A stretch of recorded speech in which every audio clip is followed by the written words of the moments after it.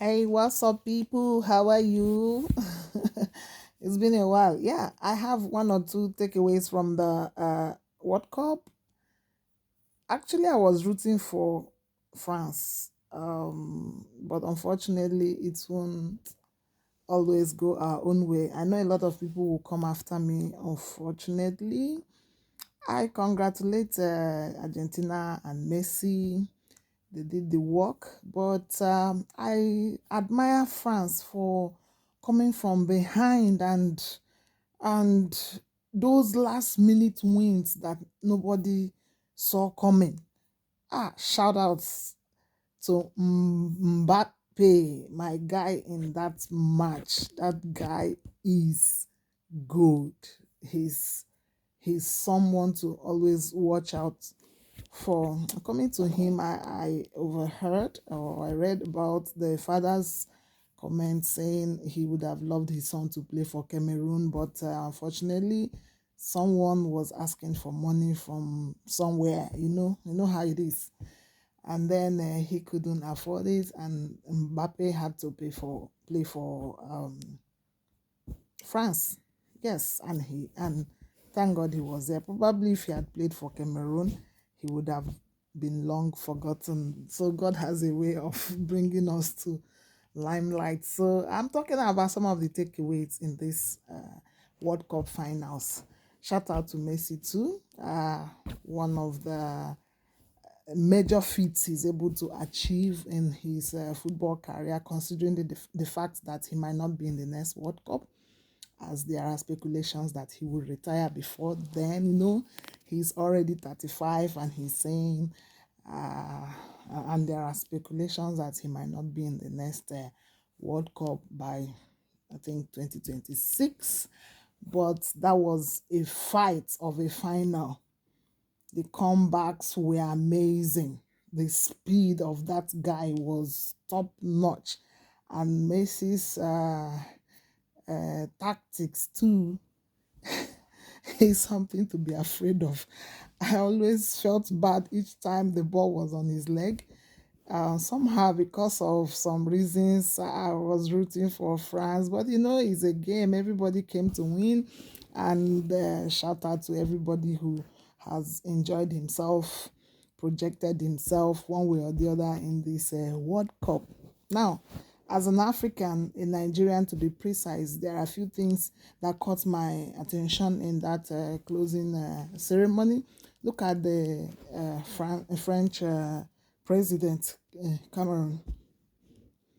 The simplicity with which the guy stood like every other spectator to watch that match, the closeness, the tie between the players and their president and every other top person that was in that match. I was just looking at it. I said, could my president be this simple to come to a football pitch, to the point of walking alone to embrace and encourage and succor a player that had worked so hard and yet lost? That moment when it's like, why have I struggled? All my tussles, all the fight, all that speed, and that depression setting. You can see it all over Mbappe, but we can't always win. It's a game. Everybody came to win. Nobody came to lose. So you do the hard work, you get the results. All of them worked hard, but any win coming from penalties too is not something to cry too much about. You guys were amazing, France. Argentina, you guys were amazing too. It was a fight. It was a fight, and as if Argentina was destined to be in the news for good. So let it fly, let it fly. So I was looking at Macron, and how our government officials carry a lot of entourage. I was wondering that my president would have had people, how do I describe it, leading him all over the place and all that. So this is a lesson for developing countries and Africa, how leaders are equal to their people, how they are able to feel their pain, how they are able to experience what they experience and all the like. So please, I I would want us to be learning these lessons, especially for a country like Nigeria that is beginning to make changes in terms of what governance is in the country. And it's time for Nigerians to elect those who are equal with them, who listen to them, who feel their pain, who think that they are not superiors, and see Nigerians as subordinates. I don't write off the place of respect and honor to whom honor is due. I'm not trying to cast anybody, but I admire most of the things I see in countries that are very progressive, and I wish it will happen in my country.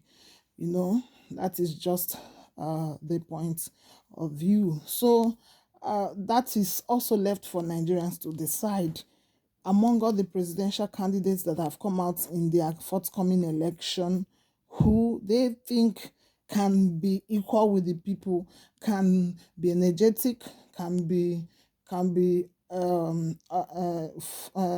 don't know the right word to use for it now, to be able to represent them without luggages. So it's in your hands. Pick up your PVCs, vote rightly. And if you ask me, that's my opinion anyway, and I have genuine reasons to think that way. Out of all the presidential candidates coming out in Nigeria, Peter Obi is most viable. They are not going to see it that way because of many years of electioneering, many years of governance that gone wrong, and the wrong values entrenched.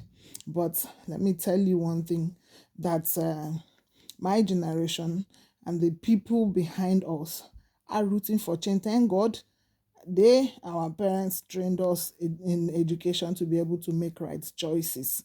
And I'm not saying Peter Obi is a saint. I am not saying that. But I'm saying that among the three people that are vying for this all important office,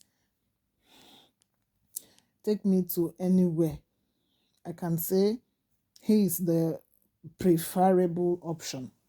So please, Nigerians, they say those who don't learn from the experiences or mistakes or good deeds of others are not wise.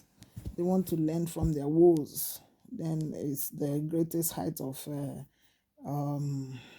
lack of wisdom, of ignorance, of illiteracy. So, once again, shout out to the winners of the 2022 World Cup.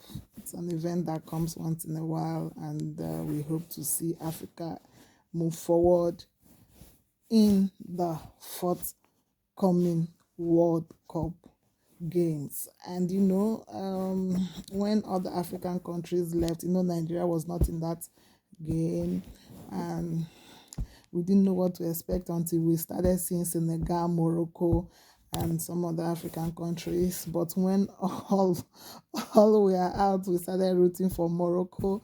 Morocco is also a strong side of this game. But like I said, everybody came to win.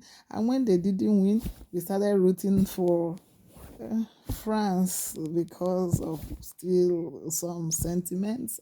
But it's not always going to be what you want. So let's leave it there. I'll see you again next time. Peace out.